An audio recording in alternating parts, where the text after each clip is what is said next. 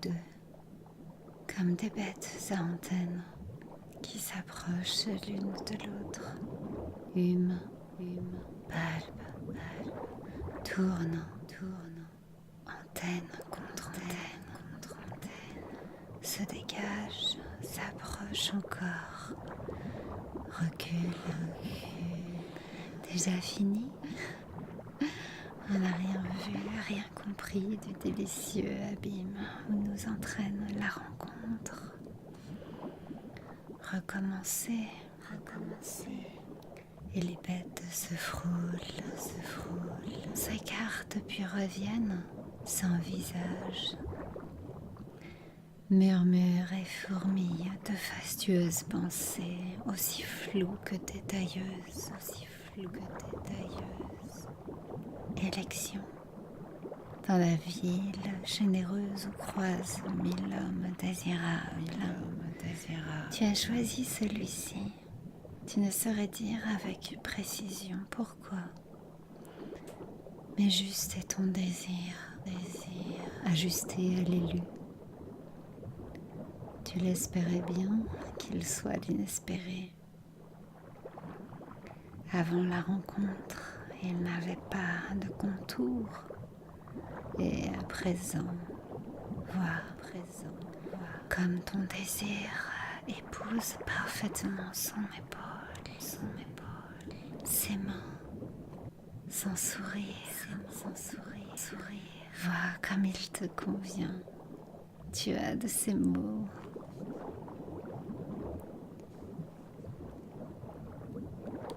Laissez monter le désir en soi, lancer ses fins tentacules vers lui, les reprendre. Poulpe timoré, hésiter, mais n'es-tu pas déjà attrapé? Puis se laisser envelopper par les siens.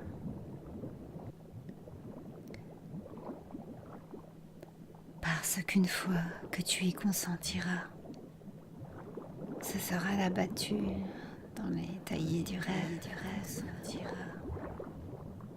Qu'est-ce qui en toi a vu si clair en lui? Comment savais-tu que tu aimerais son corps, sa voix, sa manière? L'as-tu choisi dans une sorte de prescience?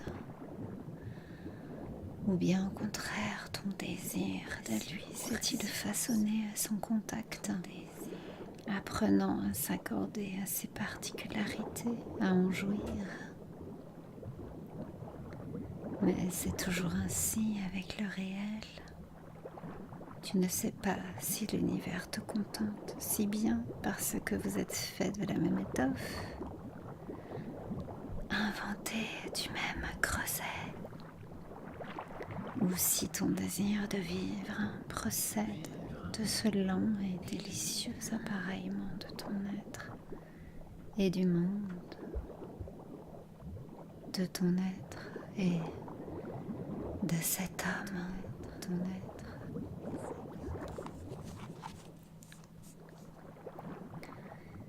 Une foudre délicate tressaille en moi, dit bel oiseau. Tressaille en moi. Et tu entends aussitôt un puissant vent de tempête. Avec ses mots et son regard, il te tisse un manteau de reine dont tu sauras te dévêtir pour lui offrir ta nuque et son regard. Vous échangerez de nombreux mots, de promesses, ta nuque, pure délice. Enfin, la pente du temps raidit. Le battement intérieur s'accélère. Le silence grandit. Tout se met plus souvent en apnée. Pressentiment des mots de chair. Puis la source du verbe tarit. Ton être ramassé et tendu vers la rencontre, vers le concret des poses et des lèvres. Comme une apnée, oui. Tu t'attendris et tu ris. les émotions à vivre. Aussi, ça chantonne en toi.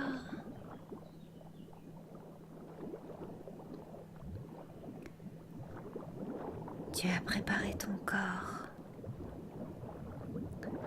Tu ne pourrais pas assurer qu'il percevra ton corps avec une telle minutie. Mais la préparation t'enchante car soudain, la chair entre en majesté et devient glorieuse. La chair.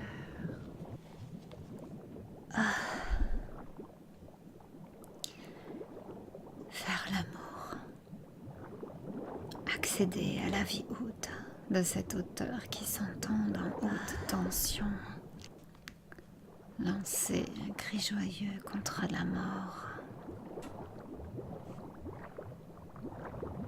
Par ce mystère absolu et définitif de l'élection, par la perception de l'abondance en soi des dons possibles, par l'accueil d'un autre et de ses caresses, de sa singularité, de son altérité.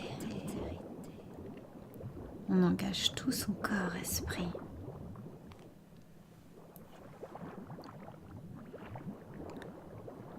Tu es intimement convaincu que nous sommes des corps-esprits, que toute chair est spirituelle, que tout esprit s'incarne, que de ce bel entremêlement naît l'étreinte, rencontre provisoire des deux corps-esprits, dans lequel il entre de l'amour, si l'on veut bien nommer ainsi l'élan qui nous lie à l'autre désiré. Tu n'as pas de définition de l'amour.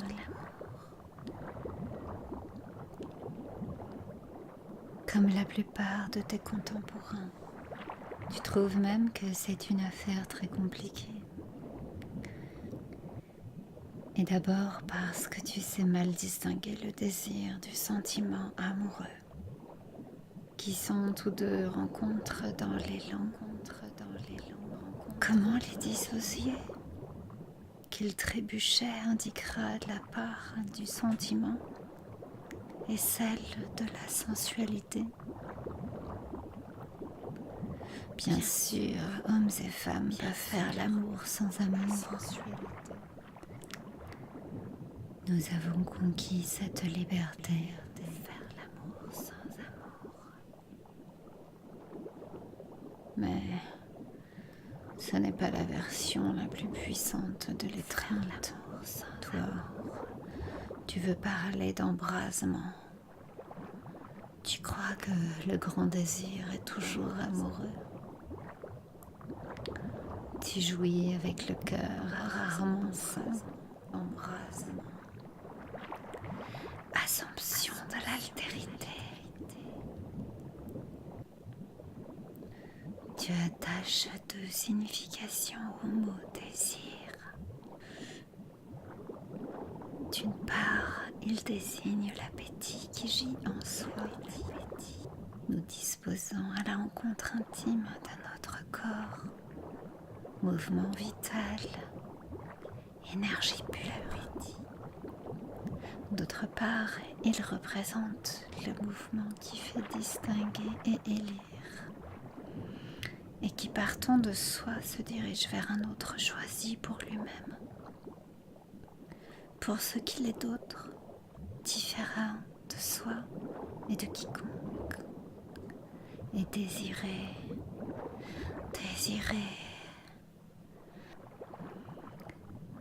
c'est-à-dire aimer pour son altérité même. Et ce désir serait-il fugace? Il n'en est pas moins distinction et élection. Tu trouves une très humaine et noble beauté à cette élévation d'autrui. Enfin, vous vous approchez. Grand bouleversement dans le corps-esprit. Ah, tu me plais. C'est un événement. Tu me plais.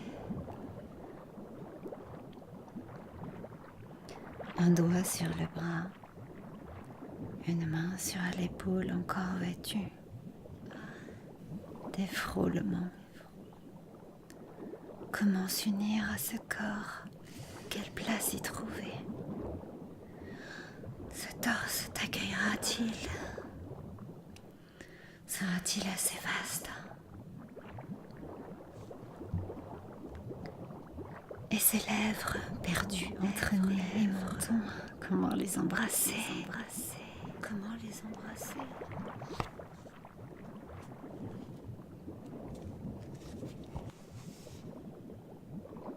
L'impression qu'il faut apprendre une géographie pour se localiser dans le nouveau corps. Car il s'est agrandi à la taille d'un univers miniature. Promesses, plein de promesses, secrets, d'endroits secrets, promesses, lieux de pratiques multiples et toutes enchantées, secrets. Jamais assez de temps et de force pour l'exploiter suffisamment. Il te donne un pressentiment de l'infini. Ah, l'infini.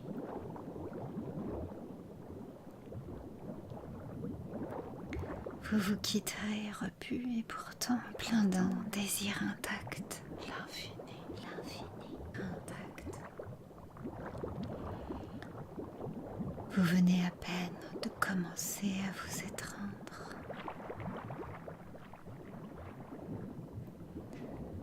Vous aviez d'abord pris rendez-vous pour essayer vos lèvres. Euphémisme, comme si vous alliez en rester là.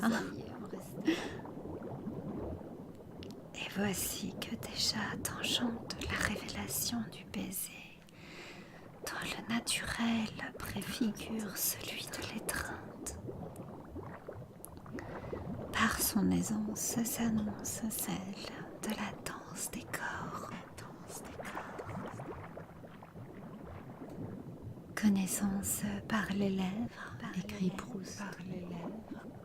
Vos bouches s'approchent, timides et audacieuses. Et comme dans les miroirs convexes des peintures hollandaises, le monde devient un microcosme qui n'appartient qu'à vous, séparé et miraculeux, où les langues se caressent et pénètrent, où les lèvres sont si nues que sans le faire, vous êtes déjà en train de faire l'amour.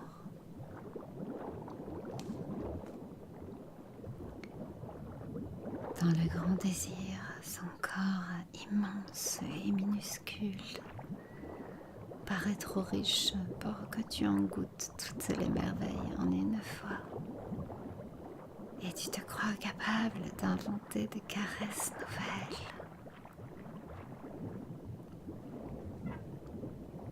La sauvagerie sera notre ordinaire.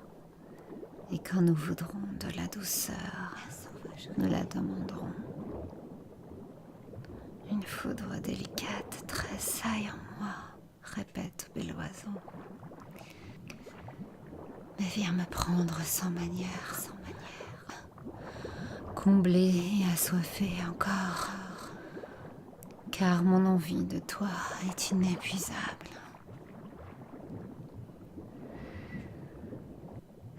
Repu et avide, car le désir est à la fois plénitude et infinie relance.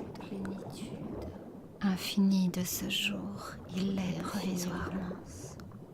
Poche d'infini dans le provisoire de ce jour. Le désir n'est pas manque. S'il l'était, alors la marche, moment où les deux pieds, l'un en l'air, l'autre à peine posé sur le sol, menace notre équilibre, la marche serait chute. Mais non, léger, nous avançons. Le désir n'est pas. Le désir est dense et contentement renouvelé. Suspense. Cet acte si éphémère ouvre cependant une échappée. Hors de soi, hors du monde, hors de la durée conventionnelle et du temps divisé. Heureuse tranquillité dans leur temps, l'or du temps, des vies à la mort.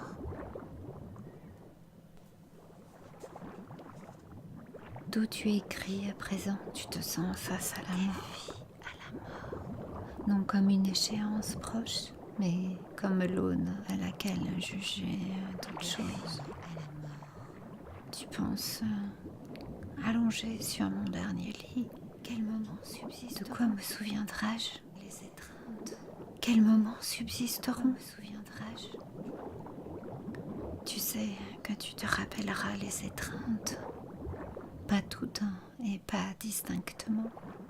Tu les oublies au fur et à mesure dans sa brûlure.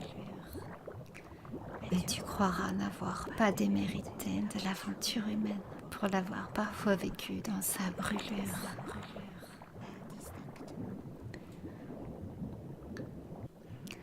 Tu es submergé par la beauté de ce corps. Est-il si beau? Il te convient? Il exalte parfaitement ton désir. Ou ton désir l'exalte. Ton regard le fait roi. Tu saisis l'appareil photo pour essayer de fixer ce que tes mots sont incapables de décrire.